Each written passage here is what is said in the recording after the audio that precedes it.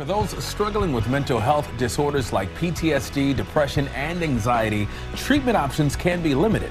Emergent therapies have some patients and doctors excited, but are still in early stages. I went to a ketamine clinic here in New York to learn more about a new kind of therapy.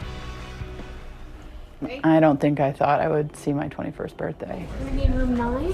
Jessa Common says ketamine therapy changed her life.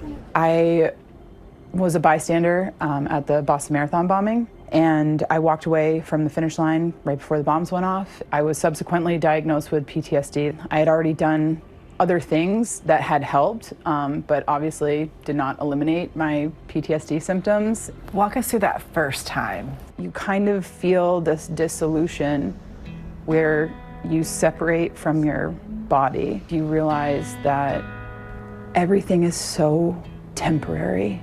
My suffering is temporary. Once you know that, it's easy to transcend your fear of things. Nushama Therapeutics, where Jessa is receiving her infusions as part of her overall mental health plan, is part of a growing trend using ketamine, a controlled substance, to help treat a range of mental health disorders like PTSD, depression, and anxiety, paired with traditional talk therapy. For Jessa, it was years of other therapies till she found relief through ketamine. Intravenous ketamine was approved for use as an anesthetic decades ago and can be used under supervision of a healthcare provider.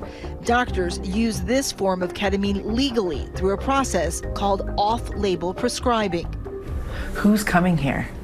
So people, mostly treatment-resistant people who've been on years of psychiatric treatment, and they sort of reached a wall. The average antidepressant takes about 2 months to produce a reduction in symptoms. Ketamine produces those same kinds of improvements within 24 hours in many people.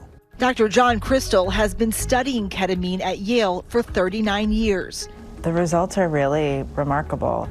It is a game changer for many people. MRI data may allow us to see the change that can happen in the brain after ketamine therapy. One of the things that's regrowing are the integrity of the inputs to a nerve cell. The regrowth of those dendritic spines, the regrowth of those synapses. And ketamine's effect appearing to work on a cellular level to cause more positive thoughts and behavior. Like all medication, ketamine is not for everyone. The long-term effects, as well as the ideal dosing and treatment frequency, are still being studied.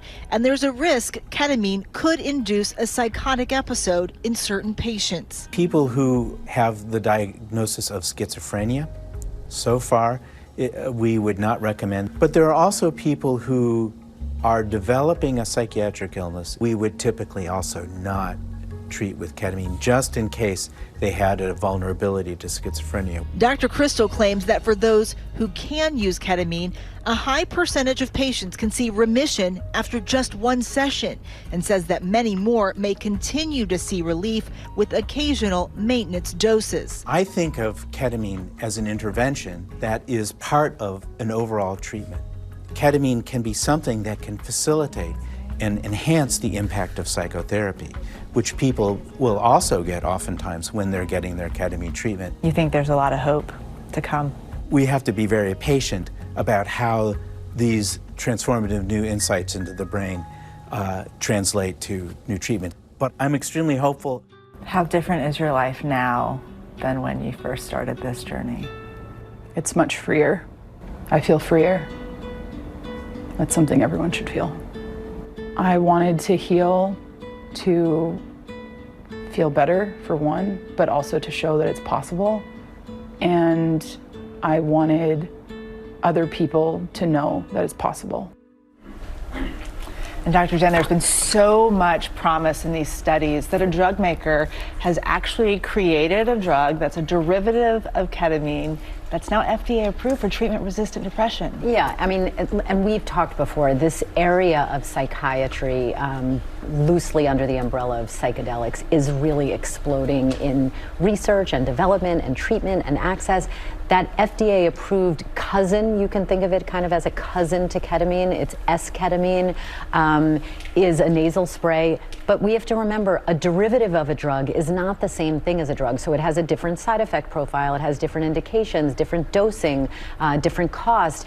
The bottom line here is if you're considering either of these or any type of treatment under the umbrella of psychedelics, this is not a DIY type of thing. This isn't let's look online and go for the cheapest or the closest location. This should be done ideally under medical supervision and ongoing professional medical treatment and management. But there's a lot of interest and a lot of excitement because there's a lot of potential. Good job. Thanks, guys.